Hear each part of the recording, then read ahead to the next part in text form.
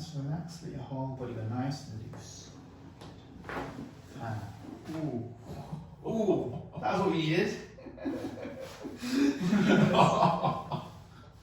I felt that. Yeah, good. Let's have you go on to your other side.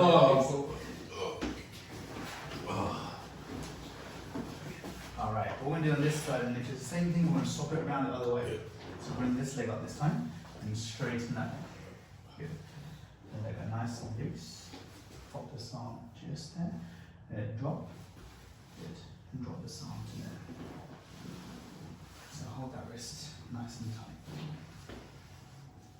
Drop through there, nice and relaxed. How was that? Good? Yeah, felt that one as well. Onto your back, please, facing the ceiling.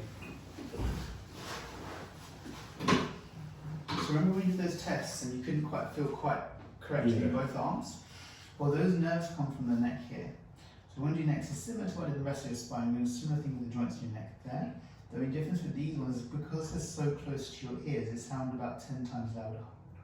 Alright? So let it go nice and relaxed there. Move up there. And you're loosened. Good. Oh. How was that?